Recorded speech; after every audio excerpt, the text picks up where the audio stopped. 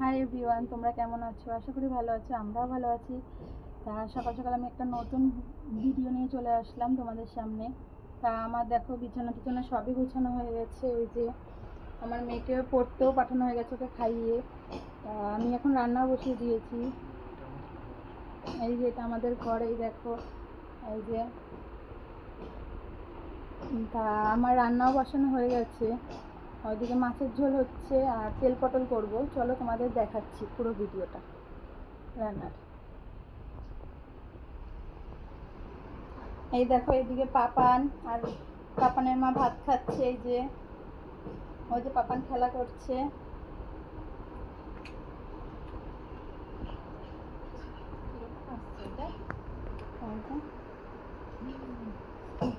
পাপান, ওই দেখো পাপান ভাত খাচ্ছে। পাপান ঝাল ঝাল জিনিস ভালো খায়, ও মিষ্টি কিছু খেতে চায় না। এই দেখো মাছ ভাজা দিয়ে আলু ভাজা হয়ে গেছে, লাল লাল করে আলুটা ভেজে নিয়েছি।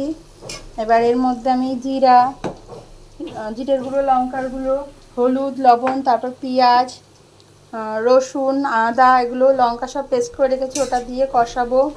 তারপরে এই যে মাছের ঝোল রান্না করব, আর ওইদিকে তেল পটল করব।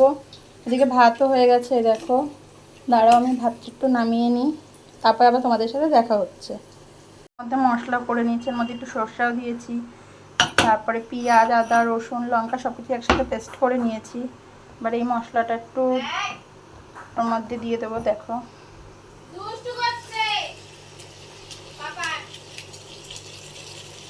ওইদিকে পাপান দুষ্টুমি করছে, ওর মা দেখো চিল্লাচ্ছে। ও কিছুই খেতে চায় না, খেতে চাচ্ছেও না এখনো, তাই ওর মার সাথে চিল্লাচ্ছে। তারপর এখন একটু দুষ্টুমি করতে শিখেছে, একটু দুষ্টুমি করে,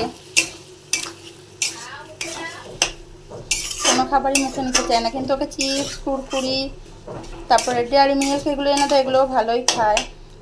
আর দেখো আমি দিয়ে দিলাম মশলাটা।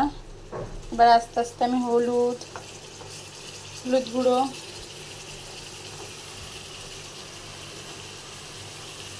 দিয়ে দিচ্ছি। এই যে একটা লঙ্কার গুঁড়ো দিয়ে দিলাম। লঙ্কার গুঁড়ো অনেকটাই বেশি পড়ে গেল। আমার মেয়ে আবার ঝাল হলে খেতে পারবে না, ওকে ভেবেছিলাম এই তরকারিতেই দেবো, আবার ঝাল হয়ে যাবে মনে হচ্ছে, ও খেতে পারবে না। আমি এটা ভালো করে কষিয়ে নিই, তোমরা দেখতে থাকো। কষানো হয়ে গেছে, তা আমি জল দিয়ে দিয়েছি এটায়। এবার এটাকে ফুটুক, তারপরে মাছটা দিয়ে দেবো। মাছটা দিয়ে দেবো, এই মাছগুলো দিয়ে দেবো, তাহলেই হয়ে যাবে ঝোলটা। তারপরে আমি তেল পটল করবো।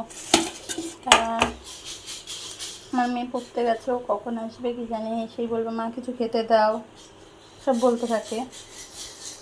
তারপর ওকে একটু চান করাবো, ওকে পড়তে বসাতে হবে আবার একটু।